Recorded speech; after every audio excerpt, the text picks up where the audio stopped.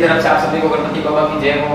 और उसके बाद अपन क्लास शुरू करने से पहले मैं बताता हूँ कि मोटिवेशनल लाइंस उससे बोलने से क्या होता है, अंदर की जो आत्मा है वो अंतर आत्मा जानने लग जाती है और इंसान के अंदर संघर्ष करने की ताकत बढ़ जाती है। क्या बढ़ जाती है? ताकत बढ़ जाती है। ठीक है, रात को मैंने बताया था ना उस समय, देखो रात नहीं ख्वाब बदलता है, रात नहीं ख्वाब बदलता है, मंजिल नहीं कार बदलता है, मंजिल नहीं कार बदलता है। हालात बदले ना बदले पर वक्त जरूर बदले। क्या बोला मैंने? हालात बदले ना बदले पर वक्त जरूर बदलता है। हालात बदले ना बदले परंतु वक्त जरूर बदलता है। तो वक्त सब का आएगा, अपन का भी आया, सब का वक्त आएगा। तो देखो समझ में आएगा। तो जीवो में जनन अपन शुरुआत की थी तो मैंने आपको बताया था कि अपने समान जीवो में यानी अपने समान नई संतति उत्पन्न करना क्या कहलाता है? जनन कहलाता है।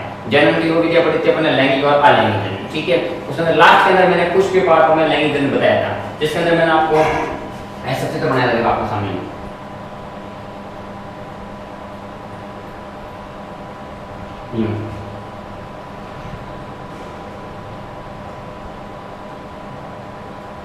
है ना, चित्र बना के आपको मैंने बताया।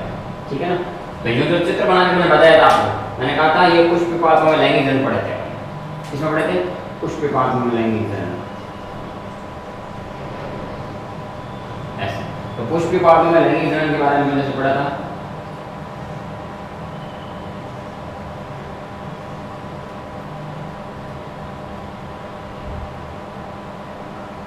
यूं तो पुष्प के पार्ट में लैंगिक जनन में पुंके से की संरचना बताई थी आपको यूं कि भैया पुंके से संरचना, इसके ऊपर ये परागकोश होते हैं।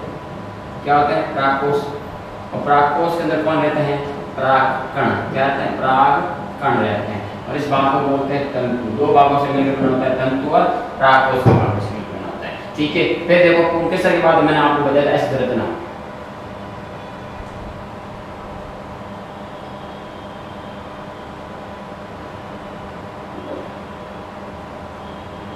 ठीक है, ऐसी संरचना होती है इसको अंदर आपको ऐसी संरचना के साथ यूं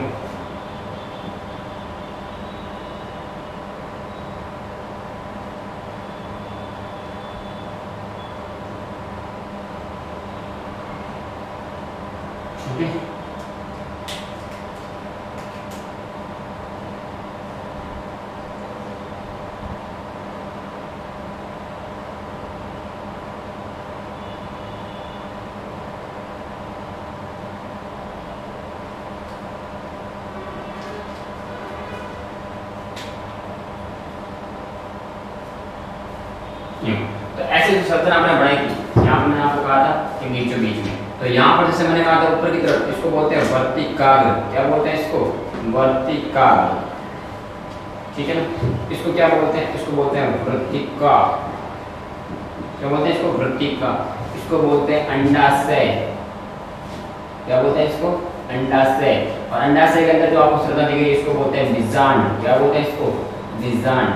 और इस बीजांड के अंदर क्या होता है? तो बीजांड के अंदर आपको पता है कि बीजांड के अंदर भ्रूणकोश होता है और भ्रूणकोश के अंदर कौन यानी कवच के रूप में कौन रहता है? भ्रूण से रहता है। और भ्रूण के अंदर किसका निर्माण होता है? बीज का निर्माण होता है। ठीक है ना, भ्रूणकोश में कौन रहता है? भ्रूण रहता है और भ्रूण के अंकुरण से बीज का निर्माण हो जाता है। तो ऐसे अपन संरचना पढ़ी थी, उसको अपन नाम क्या दिया था? तो ये तो था स्त्री केशर। कौन सा केशर? स्त्री केशर। और ये कौन सा था? तो पुंकेसर। ये संरचना मैंने बताई किया यानी पुंकेसर और स्त्री केशर। देखो अब देखो जब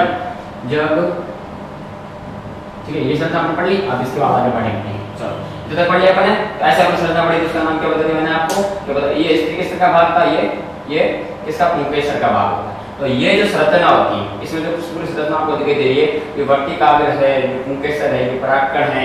तो ये जो संरचना ही होती है उसको क्या नाम दिया अपने? इसको नाम दिया था अपने स्त्री केशर या पुष्प में लैंगिक जनन। अब पुष्प में लैंगिक जनन के कितने भाग होते हैं? तो अगर आपको पूछे कि पुष्प के मेजर भाग कितने होते हैं, तो पुष्प के 4 भाग होते हैं। कौन कौन से? सबसे नीचे वाला भाग है जिसका नाम मैंने आपको बताया था, क्या नाम था? बाह्यदल पुंज। क्या नाम दिया मैंने? बाह्यदल पुंज। ठीक है, पत्तीनुमा संरचना इसको बोलते हैं दल पुंज। ठीक है ना, ये देखो आप ऐसे संरचना लिखिए, इसको बोलते हैं पुंकेसर। तो बोलते हैं इसको पुंकेसर। और जो बीचों बीच में आपको श्रद्धा निकेतन इसको बोलते हैं स्त्रीकेसर।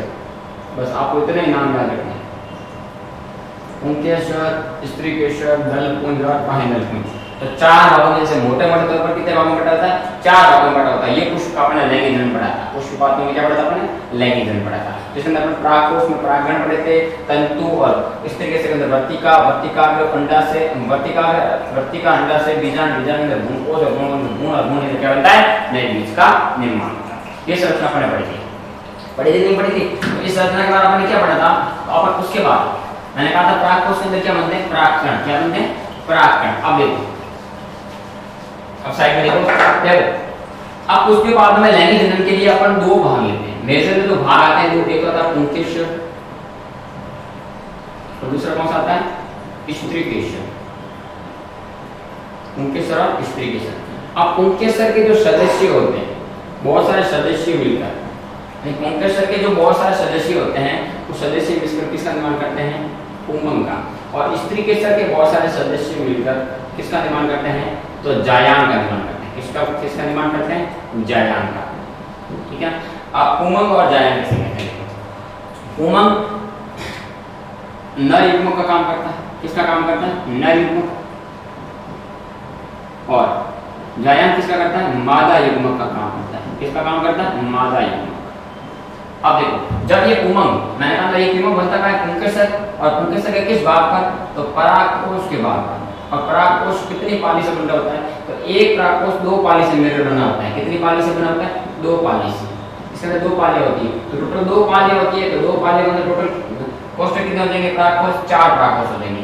एक पाली के अंदर दो परागकोश, टोटल चार परागकोश। और चार परागकोशों के अंदर, चार पालियों के अंदर, चार परागकोश की पालियों के अंदर, परागकोशों की पालियों के अंदर असंख्य रूप से, क्या पूछा मैंने? असंख्य रूप से क्या पाया जाता है? मैंने परागकण। क्या पाया जाता है? परागकण। इसमें पाया जाता है परागकण। अब ये परागकण क्या होते हैं? जो मैंने बताया यहाँ पर जो परागकण, ये परागकण आते हैं स्त्रीकेसर पर। किसके ऊपर आ जाते हैं? स्त्रीकेसर पर। जब ये स्त्रीकेसर पे आते हैं, यहाँ पर ये छह हो जाते हैं यहाँ पर। ठीक है ना? तो इस प्रक्रिया को बोलते हैं परागण। हम पढ़ेंगे यहाँ पर परागण।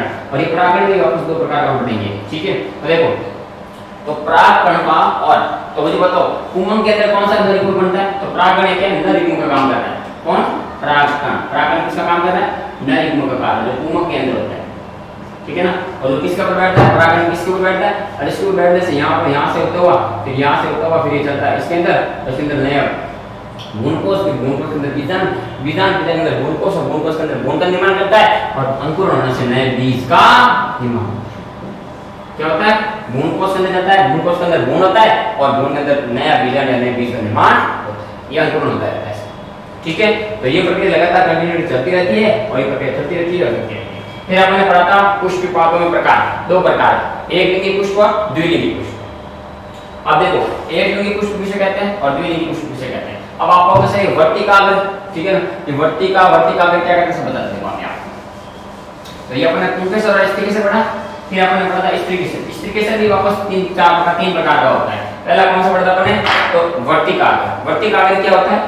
ये स्त्रीकेसर का पहला भाग अपने पढ़ा था। स्त्रीकेसर का अपने पहला भाग पढ़ा था। पहले भाग का नाम क्या? वर्तिकाग्र। वर्तिकाग्र का मेजर और बढ़िया काम क्या है? इसके कार्य क्या है? तो पहला कार्य है कि परागकणों को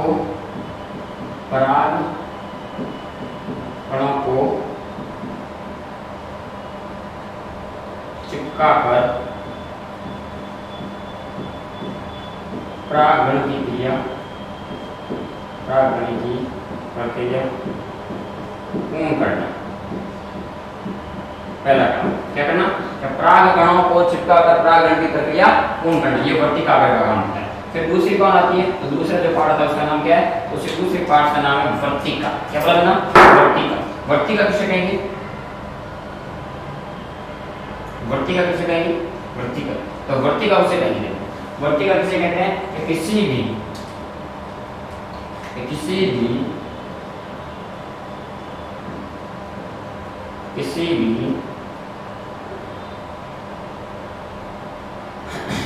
भी स्त्रीकेसर के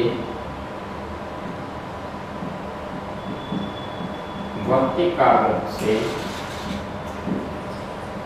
अंडाशय तक पहुंचाने का काम कौन करती है? पहुंचाने का काम कौन करती है? पहुंचाने का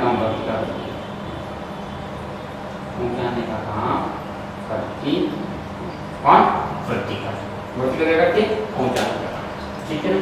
तीसरा पार्ट कौन सा है? तो इसके तीसरे पार्ट का नाम है अंडाशय, जो कॉलेज।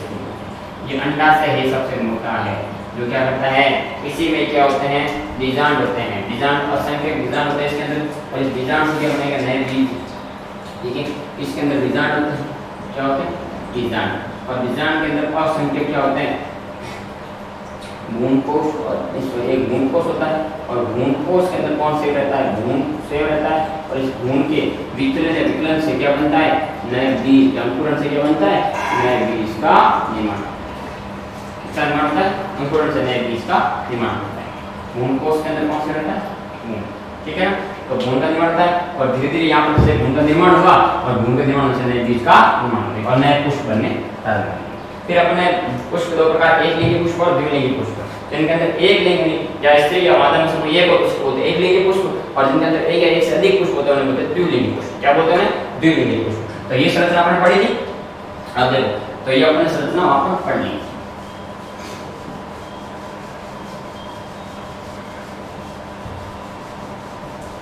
ठीक है, तो ये वाली संरचना अपन ने पढ़ ली। अब देखो, तो फिर अपन ने क्या पढ़ा था? अब अपन पढ़ेंगे किसके बारे में? परागण के बारे में। अब देखो, परागण क्या होता है? अब देखो, हेडिंग आ देता हूं मैं, परागण। हेडिंग आ देंगे परागण। परागण जिसको बोलते हैं पोलिनेशन। क्या बोला मैंने? पोलिनेशन। पोलिनेशन किसको बोलते हैं? परागण। देखो, परागण पोलिनेशन किसे कहते हैं? जब नर युग्मक कौन सा? परागकण। जब नर युग्मक परागकण किसी वर्तिकाग्र पर परागकण वर्तिकाग्र पर स्थानांतरित होना, उनका वर्तिकाग्र पर स्थानांतरित होना क्या कहलाता है? क्या कहलाता है?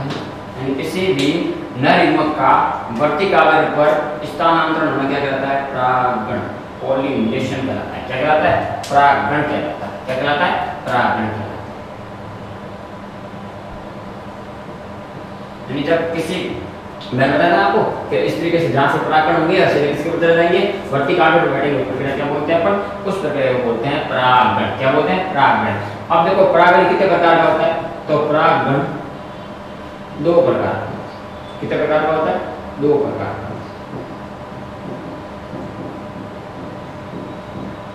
ठीक है ना। अब देखो, परागण दो प्रकार के कौन कौन से?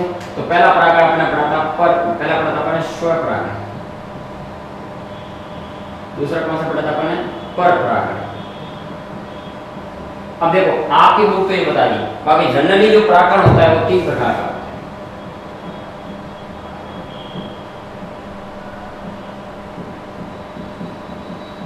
जनरली जो परागण होता है वो तीन प्रकार होता है, लेकिन आपको दो ही याद रखने हैं। कौन कौन से?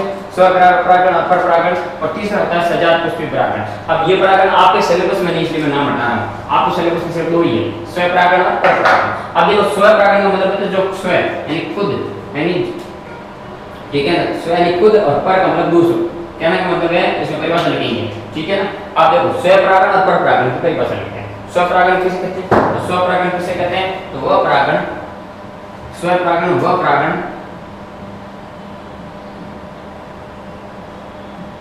देखो, स्वपरागण किसे कहते हैं? वह परागण जिसमें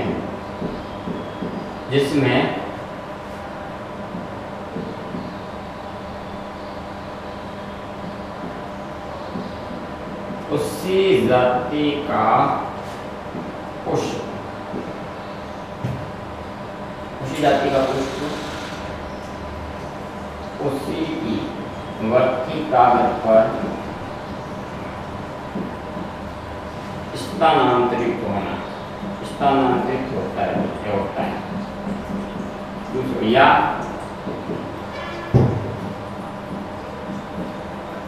उसी जाति के या उसी जाति के या उसी पादप के दूसरे पुष्प की वर्तिकाग्र पर स्थानांतरित होना, स्थानांतरित होना क्या कहलाता है, क्या कहलाता है, तो श्वेपरागण कहलाता है। उसी पादप के दूसरे पुष्प की वर्तिकाग्र पर स्थानांतरित होना कहलाता है श्वेपरागण। ठीक है, श्वेपरागण जो मतलब उसी जाति के दूसरे पुष्प, जैसे मैंने कहा भाई, जैसे मान लीजिए कोई पुष्प है ना, जैसे ये कोई पुष्प है, ठीक है, ये पुष्प है, ठीक है, ये पुष्प जैसे मैंने बनाया,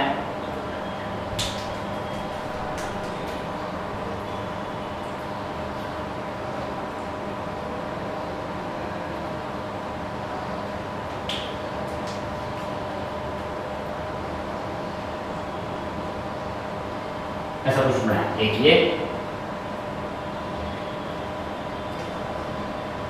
इधर का, इधर मेरा दूसरा,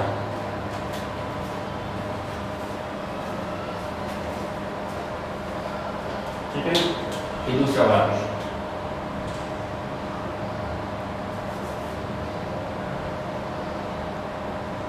ठीक है ना। इसी पुष्प के दूसरे पुष्प पर आते हैं,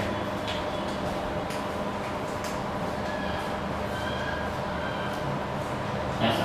तो एक यहां से यहां ट्रांसफर होना, उसी जाति के दूसरे पादप पर ट्रांसफर होना क्या कहलाता है, श्वेपरागण। और जरूरी नहीं है ये इसी पर भी बैठ सकता है, खुद पे भी बैठ सकता है, और खुद के ही पादप के दूसरे पादप यानी खुद के पादप के दूसरे पुष्प पर बैठना भी कौन सी प्रक्रिया कहलाता है, श्वेपरागण की प्रक्रिया। कौन सी प्रक्रिया कहलाती है, श्वेपरागण। तो श्वेपरागण किसे कहते हैं कि अपने ही जाति के दूसरे पुष्प या दूसरे पादप पर बैठना, कौन सा, दूसरे पादप के पुष्प पर बैठना क्या कहलाता है, श्वेपरागण। या कह सकते हैं खुद के ही पादप और खुद के ही इस तरीके से के वर्तिकाग्र पर बैठना कौन सा प्रक्रिया कहलाता है, श्वेपरागण। क्या कहलाता है, श्वेपरागण। ठीक है, तो ये अपने श्वेपरागण, ठीक है, ये तो अपने श्वेपरागण पढ़नी है। कौन सा प्रागण पढ़नी है, श्वेपरागण। ये तो अपने श्वेपरागण की परिभाषा पढ़नी है। अब देखो अब क्या पढ़ेंगे, अपना परपरागण। दूसरा कौन सा पढ़ेंगे, परपरागण।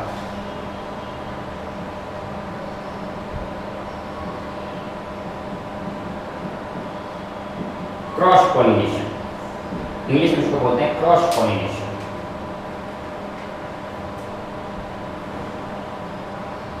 ये बहुत इंपॉर्टेंट है, क्रॉस पॉलिनेशन। ऐसा परागण, क्या बोला मैंने, ऐसा परागण जिसमें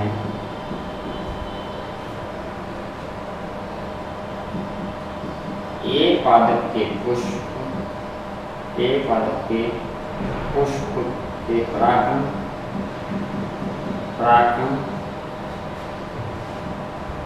दूसरे जाति के या दूसरे पुष्प के, दूसरे पादप के पुष्प की वर्तिकाग्र पर स्थानांतरित होना क्या कहलाता है, परपरागण। ठीक है ना, ऐसा परागण जिसमें एक पादप के पुष्प के परागण दूसरे पादप के पुष्प के वर्तिकाग्र पर स्थानांतरित होने क्या कहलाता है, स्थानांतरित होना क्या कहलाता है, श्वेपरागण, सॉरी परपरागण। जैसे मैंने कहा भाई ये कोई पुष्प है, ये दूसरी जाति का पुष्प है और ये दूसरी जाति का पुष्प है, तो उस जाति के दूसरी जाति के पुष्प के साथ परागण करना क्या कहलाता है, परपरागण। क्या बोला मैंने, परपरागण। ये परपरागण की क्रिया और श्वेपरागण की क्रिया क्या कहलाती है, परागण किसे कहते हैं, जब नर युग्म के परागण का वर्तिकाग्र पर स्थानांतरित होना क्या कहलाता है, परागण। परागण के प्रकार दो प्रकार है, श्वेपरागण और परपरागण। परपरागण क्रॉस पॉलिनेशन ऐसा परागण जिसमें एक पादप के पुष्प, एक ही पादप के पुष्प, एक ही पादप के पुष्प के परागण, तो पुष्प के परागण है दूसरे पादप के, उसी दूसरे जाति के पादप के पुष्प के परागण पुष्प की वर्तिकाग्र पर स्थानांतरित होने से क्या बोलते हैं अपन, परपरागण। क्या बोलते हैं उसको, परपरागण। मतलब ना तो उसमें सेम पुष्प है, ना ही खुद की जाति दूसरी जाति पर आ जाए। ठीक है ना। अब ये मोस्टली इसके लिए दो जैविक कारक, इसके लिए दो जैविक कारक इंपॉर्टेंट होते हैं पर परागण के लिए। कौन से दो जैविक कारक, ये बहुत इंपॉर्टेंट है। इसके लिए दो कारक इंपॉर्टेंट होते हैं, इसके लिए परागण के जो कारक होते हैं, पर परागण के लिए इंपॉर्टेंट कारक होते हैं, पर परागण के लिए कारक, पर परागण के लिए, पर परागण के कारक। अब पर परागण के दो कारक होते हैं, तो पहला कारक होता है उसका नाम क्या है, तो पहले कारक का नाम है अपने, उसका नाम है अजीवीय कारक। कौन सा कारक, अजीवीय कारक। और दूसरा कौन सा है, तो जीवीय कारक। पहला कौन सा है अजीवीय और दूसरा कौन सा है जीवीय। अब देखो अजीवीय ग्रुप में कौन कौन से हैं, तो अजीवीय ग्रुप में जैसे ये वायु के द्वारा भी हो सकता है, वायु के द्वारा परागण को ले जाना, जल के द्वारा परागण को ले जाना, ठीक है, वायु और जल के द्वारा क्या करना, परागण को स्थानांतरित करना। और जीवीय कौन कौन से हैं, तो कीट, मकोड़े, कीटों द्वारा, मकोड़ों द्वारा, ठीक है, कीटों द्वारा, मक्खियों द्वारा आदि, इनके द्वारा जो परागण का होते हैं जीवी कारक द्वारा। और ये परागण पर परागण का होता है और दो प्रकार के कारक आते हैं, इसमें अजीवी और जीवी। अजीवी के अंदर वायु और जल हो गए, और जीवी के अंदर कीटों हैं, मकोड़ों द्वारा, मक्खियों द्वारा आदि द्वारा जो परागण होता है, यानी उसके जो पांव अटक जाते हैं। और आपको बता दूं जो ये परागण होता है, परागण कौन, परागकण, जो परागण होता है वो चलयमान होता है, चल युग्मक होता है। कैसा युग्मक होता है, चल युग्मक, ठीक है ना, कैसा युग्मक होता है, चल युग्मक। परागण हमेशा चल युग्मक होता है। जो पुष्प के जो स्त्री केसर होता है, जो स्त्री केसर, जो स्त्री केसर होता है वो होता है अचल युग्मक। ऐसे युग्मक होते हैं अचल युग्मक, जो पड़े रहते हैं हमेशा। चल हमेशा गति कौन करता है, परागण। कौन सा गति करता है, परागण हमेशा, परागण ही गति करते हैं। तो इसको बोलते हैं वायु द्वारा और जीवीय कारक और अजीवीय कारक, ये दो प्रकार के होते हैं परागण के, मतलब परागण के प्रकार होते हैं, ठीक है, परागण के प्रकार होते हैं, ठीक है। अब देखो नेक्स्ट टॉपिक, ये तो अपना पॉलिनेशन पढ़ा, इंपॉर्टेंट टॉपिक है, ये भी अच्छा टॉपिक है, एग्जाम में से पूछ सकता है, तो ध्यान रखना। अब देखो ये तो अपना परागण, परागण, पॉलिनेशन वगैरह सब होता है। अब देखो अपना अगला टॉपिक है। अब नेक्स्ट टॉपिक जो नाम आता है वो है परागकणों का अंकुरण। क्या पता मैंने, अंकुरण। अब बताओ अंकुरण कैसे होता है, तो अंकुरण कुछ नहीं है, जैसे ये जो पत्ते बनाते हैं, तो यहाँ पत्ते बनाते हैं,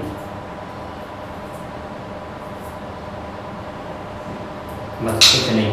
यहाँ पर ये बीज पत्र है, ये बीज पत्र होते हैं, ठीक है ना, यहाँ बीज पत्र और यहाँ पर परागकण क्या होता है, अंकुरण होता है, यानी परागकण होते हैं। यहाँ पर कौन होते हैं, यहाँ पर परागकण कौन होते हैं, यहाँ पर परागकण,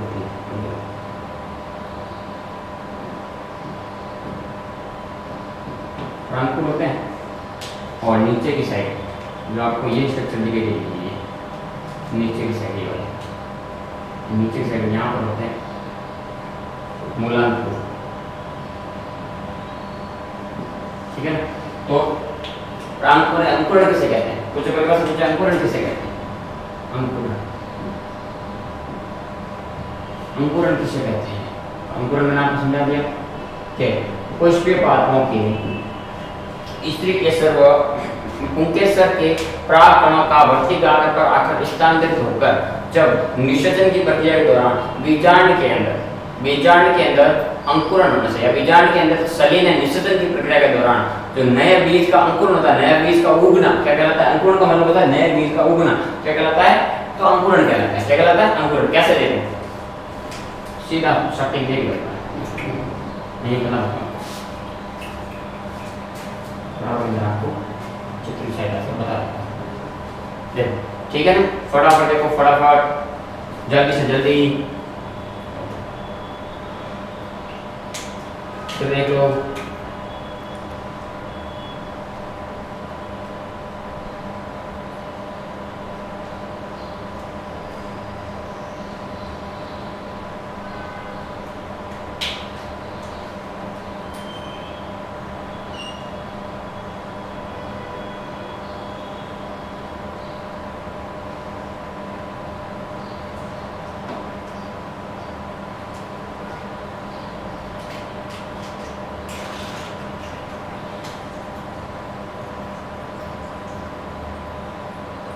ऐसे।